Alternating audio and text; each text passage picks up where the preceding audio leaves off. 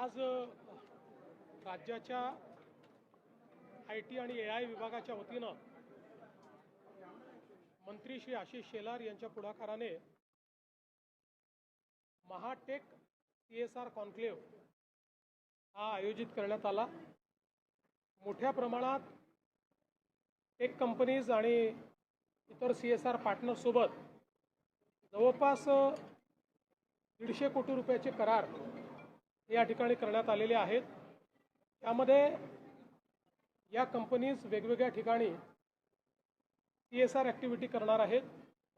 मुळात आपल्याकडे सर्वात जास्त CSR महाराष्ट्रात येतो, पण गेले अनेक वर्ष तो केवळ MMR रिजन आणि PMR रिजन यात जास्तीत जास्त खर्च होतो। हा प्रयत्न असा आहे की महाराष्ट्राच्या सर्व भागांमध्ये गडचिरोलीपासून नंदुरबारपर्यंत सगळ्या भागांमध्ये CSR ॲक्टिव्हिटी चालावी आणि प्रयत्न असा आहे की शिक्षणाचं क्षेत्र असेल, आरोग्याचं क्षेत्र असेल, लाईव्हलीहूडचं क्षेत्र असेल, ट्रेनिंगचं क्षेत्र असेल, कौशल्य विकासाचं क्षेत्र असेल, अशा विविध क्षेत्रांमध्ये या सगळ्या CSR पार्टनरसोबत आम्ही पार्टनरशिप करून एका स्केलवर या सगळ्या गोष्टी नेण्याचा प्रयत्न करतो आहोत। मला असं वाटतं की एक अतिशय नवीन अशा प्रकारची ही सुरुवात IT विभागाने केली आहे आणि दरवर्षी आता हा कॉन्क्लेव्ह अशा प्रकारे होतो। कालच्या एकंदरीत गुंतवणुकी संदर्भात देखील काय सांगाल? नाणार सारख्या आणि पुन्हा एकदा बारसू या ठिकाणी मोठ्या प्रमाणामध्ये गुंतवणूक येत आहे, विशेष करून ऊर्जा क्षेत्रामध्ये।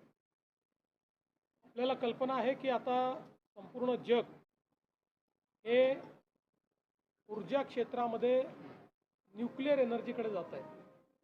याचं कारण आपल्याला जर क्लीन एनर्जी पाहिजे असेल तर जोपर्यंत बेस लोडला न्यूक्लिअर एनर्जी आपण आणत नाही तोपर्यंत कार्बन फ्री अशा प्रकारची एनर्जी आपल्याला मिळू शकत नाही। अमेरिकेसारखा देश आहे ज्यामध्ये जवळपास 49% त्यांची एनर्जी ही न्यूक्लिअर आहे। सगळ्या प्रगत देशांमध्ये न्यूक्लिअर एनर्जीचा मोठ्या प्रमाणात आता उपयोग होतोय। भारतासारखा जो प्रगतिशील देश आहे ज्याच्यामध्ये खूप मोठ्या प्रमाणात आता आपली एनर्जीची रिक्वायरमेंट वाढते आहे आणि सोलर, विंड हे जे काही रिन्युएबल्स आहेत याच्यामुळे एनर्जी तर मिळते पण ती 24/7 मिळत नाही, ती रिलायबल मिळत नाही। त्यामुळे बेस लोड करता भारताला न्यूक्लिअर एनर्जीची आवश्यकता आहे आणि म्हणूनच पहिल्यांदाच भारत सरकारने शांती हा कायदा तयार केला आहे ज्याच्यामध्ये न्यूक्लिअर सिव्हिलियन यूज आता अलाउ केलेला आहे आणि त्यातनं काल आपण महाराष्ट्रामध्ये 25,000 मेगावॅटचे 4 करार हे न्यूक्लिअर एनर्जीच्या क्षेत्रामध्ये केलेले आहेत। आज मी इथे येण्यापूर्वी अमेरिकेचे कॉन्सुलेटने या ठिकाणी एक डेलिगेशन आणलं होतं ज्याच्यामध्ये 25 अमेरिकेतल्या जागतिक न्यूक्लिअर पॉवर कंपनीज आहेत, न्यूक्लिअर मॅन्युफॅक्चरिंग कंपनीज आहेत, ज्यांनी या समझोत्यानंतर भारतामध्ये आल्यानंतर दिल्लीनंतर आपला एकमेव कॉन्क्लेव्ह किंवा चर्चासत्र हे महाराष्ट्रात केलं। त्या ठिकाणी आम्ही त्यांच्यासमोर महाराष्ट्राचे प्लॅन्स काय आहेत पुढचे हे प्रेझेंट केलेलं आहे आणि त्यांनीही महाराष्ट्रामध्ये मोठ्या प्रमाणात न्यूक्लिअर ऊर्जेच्या क्षेत्रामध्ये त्या ठिकाणी इन्व्हेस्ट करण्याचा निर्णय केलेला आहे किंवा ते करण्याच्या मानसिकतेत आहेत। त्यामुळे देशामध्ये आता अणुऊर्जेमध्ये सुरुवातही महाराष्ट्रात झाली होती। आपल्याला माहिती आहे भाभा ॲटॉमिक रिसर्च सेंटर जे आहे तारापूर तिथनं सुरुवात झाली होती आणि आता पुन्हा या संपूर्ण न्यूक्लिअर एनर्जीच्या आंदोलनाला पुढे नेण्याचं काम महाराष्ट्र करेल। शरद पवार यांनी पंतप्रधान नरेंद्र मोदी यांनी जे आवाहन केलं होतं त्याचं आत्ता कौतुक केलंय। मागच्या आठवड्यात जेव्हा आवाहन झालं होतं त्यावेळेस पवार कुठेतरी टीका करताना दिसले होते, मात्र आता ते कौतुक करतायत, घेतलेल्या गोष्टी खूप महत्त्वाच्या आहेत असं ते बोलतायत। मला असं वाटतं की पवार साहेबांनी जे काही सांगितलं ते महत्त्वाचं आहे। ज्यावेळी अनेक लोक माननीय प्रधानमंत्री मोदी परदेशात का गेले आणि मग तिकडे काय होत आहे अशी टीका करत होते.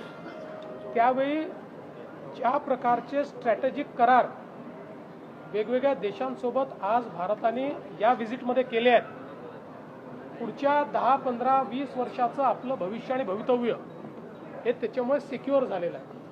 आणि म्हणूनच पवारसाहेबांनी हे सांगितलं की विनाकारण टीका करू नका. प्रधानमंत्री परदेशात जाऊन देशाच्या हिताचं काम करतायत, त्यामुळे त्याच्यावर टीका करणं हे योग्य होणार पण नाही. सर, राहुल गांधी मात्र पंतप्रधान नरेंद्र मोदी असतील किंवा अमित शहांवरती अपशब्द वापरताना पाहायला मिळते. त्यांनी आज म्हटलं की गद्दार आहेत हे दोघे जण असं.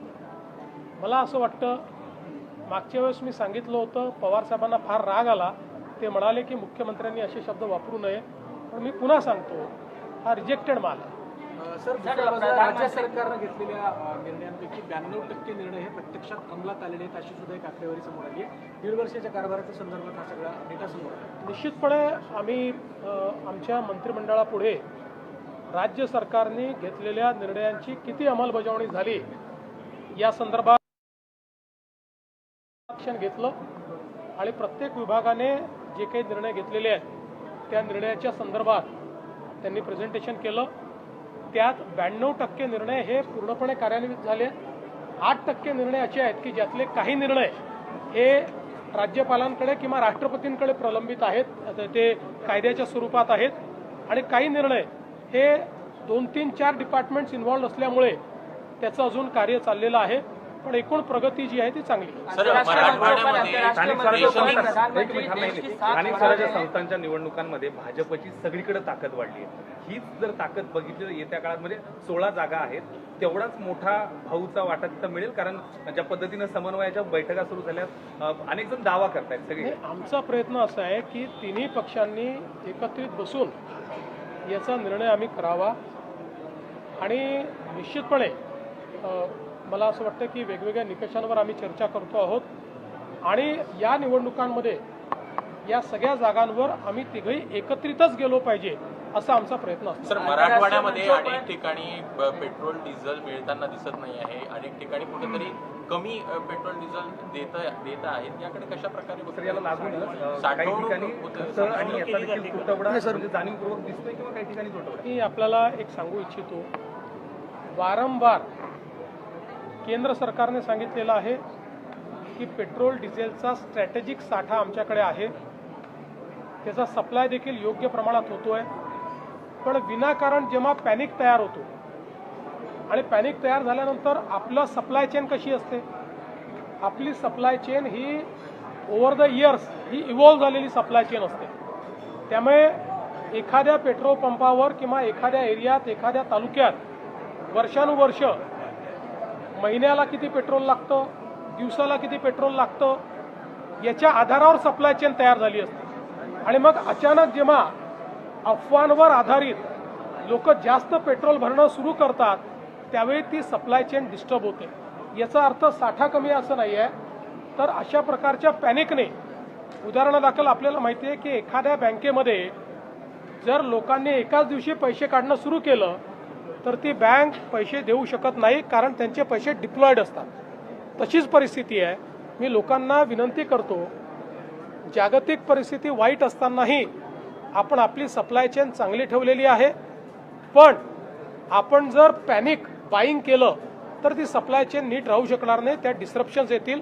त्यामुळे सगळ्यांनी पेट्रोल ऑप्टिमली वापरावं आणि सप्लाय चेन डिस्टर्ब करू नये, अशा पद्धतीनं अफवांवर विश्वास ठेवू नये, अशा पद्धतीनं माझी विनंती. सर, विरोधक फूस देत आहे का? एकच मिनिटं फक्त, कारण जयंत पाटील सर गंभीर आरोप करतात नागपूरवरतून. त्यांचं म्हणणं आहे की सर, नागपूरमध्ये पोलिसांना डिझेलच नव्हतं म्हणून एका गुन्ह्यामध्ये शोध घेता आला नाहीये आणि ते बोलतात की आता डबल इंजिन सरकारमधलं तेल संपलंय का? असं आहे, कुठेही पोलिसांच्या पेट्रोल डिझेलवर कमतरता नाही. सगळीकडे पेट्रोल डिझेल उपलब्ध आहे. एक घटना जरूर नागपूरमध्ये समोर आली आहे की ज्याच्यामध्ये पेट्रोल डिझेल असताना देखील एका पोलिसांनी अतिशय इररिस्पॉन्सिबल अशा प्रकारचं उत्तर दिलेलं आहे, त्याच्यावर कारवाई केलेली आहे. पेट्रोल डीजल को लेकर सर मौजूदा स्थिति क्या है राज्य में, लोगों के बीच में जो पैनिक क्रिएट हो रहा है उसको लेकर क्या कहेंगे? देखिए, पेट्रोल डीजल की जो आपूर्ति है, जितनी मात्रा में चाहिए उतनी मात्रा में वो आपूर्ति महाराष्ट्र को उपलब्ध हो रही है.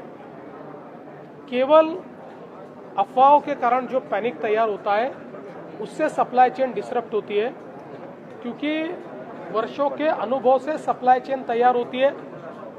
जो हम लोग स्टोरेजेस तैयार करते हैं वो भी वर्षों के अनुभव से करते हैं। एक तालुके में कितना पेट्रोल लगता है, कितना डीजल लगता है, इसके आधार पर ही वहाँ पर स्टोरेज की व्यवस्था होती है। और अचानक अफवाहों पर विश्वास रख के लोग जब लाइन लगाकर आवश्यकता से ज़्यादा पेट्रोल डीजल भरना चालू करते हैं और पेट्रोल डीजल को अपने आप पर स्टॉक करना चालू करते हैं, ऐसे समय फिर ये सप्लाई चेन डिस्टर्ब होती है और इससे आपूर्ति में कमी तैयार होती है। जैसे अगर एक ही समय किसी बैंक से सारे लोग पैसे निकालने का प्रयास करें तो उस बैंक के पास उतनी लिक्विडिटी हो नहीं सकती, क्योंकि bank liquidity over the years हर महीने में हर दिन में कितनी लगती है उसके आधार पर ही रखती है। इसी प्रकार से मुझे ये लगता है कि पैनिक करने की आवश्यकता नहीं है। ये जरूर है कि हम लोगों को ग्लोबल परिस्थिति को, वैश्विक परिस्थिति को देखकर अपने पेट्रोल डीजल के उपयोग पर कुछ बंधन लाने की आवश्यकता है, उसका ऑप्टिमल इस्तेमाल करने की आवश्यकता है। लेकिन हमारे प्रधानमंत्री जी ने जिस प्रकार से सप्लाई चेन को यहाँ पर एक प्रकार से हमारे लिए रेगुलेट करके रखा है, हमारे लिए उस सप्लाई चेन को कहीं पर भी उसमें डिसरप्शन न हो इस प्रकार की व्यवस्था की है, हम बहुत ज्यादा उनका आभार व्यक्त करते हैं। प्रधानमंत्री